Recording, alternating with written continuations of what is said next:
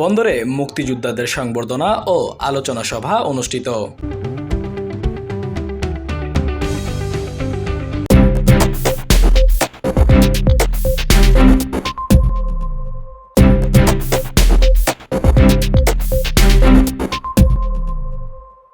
মহান বিজয় দিবস 2025 উদযাপন উপলক্ষে 1971 সালের বীর মুক্তিযোদ্ধাদের সংবর্ধনা এবং এক আলোচনা সভার আয়োজন করা হয়। বন্দর উপজেলা প্রশাসনের উদ্যোগে 16 ডিসেম্বর দুপুর 12টার দিকে বন্দর উপজেলা মুক্তিযোদ্ধা কমপ্লেক্সে এসবের আয়োজন করা হয়।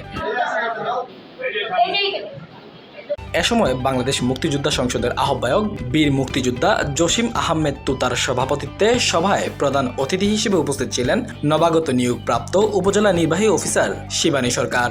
সভায় আরও উপস্থিত ছিলেন এসিলেন্ট রহিমা আক্তার ইতি, বন্দর থানা অফিসার ইনচার্জ গোলাম মুক্তার আশরাফ, উপজেলা প্রাণী সম্পদ কর্মকর্তা ডাক্তার আশরাফুল ইসলাম, উপজেলা প্রকৌশলী এস.এম. শামিন ইশরাক সহ গণ্যমান্য ব্যক্তিবর্গ।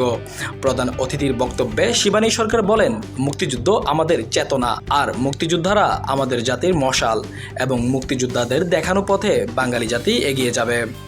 মুক্তিযুদ্ধ আমাদের জাতির চেতনা এবং আপনারা আমাদের জাতির মশাল।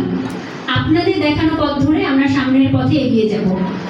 আর আমার একটা অঙ্গীকার থাকলো আপনাদের কাছে, আমি যতদিন উপজেলা নির্বাহী অফিসার বন্দর হিসেবে কাজ করি ততদিন আপনাদের কাজটা আমার কাছে সর্বাপেক্ষা প্রায়োরিটি আমি করে দেওয়ার চেষ্টা করব। এ সময় সভায় উপস্থিত বক্তারা মুক্তিযুদ্ধের চেতনা এবং জাতি গঠনে মুক্তিযোদ্ধাদের অবদানের বিভিন্ন দিকগুলো তুলে ধরেন। আমরা কিন্তু খুবই লাকি যে আমরা যুদ্ধ দেখি নাই, যোদ্ধা দেখেছি। বাট আমার ছেলে মেয়ে বা তারপরের জেনারেশনটা যুদ্ধের কোনোটাই দেখবে না।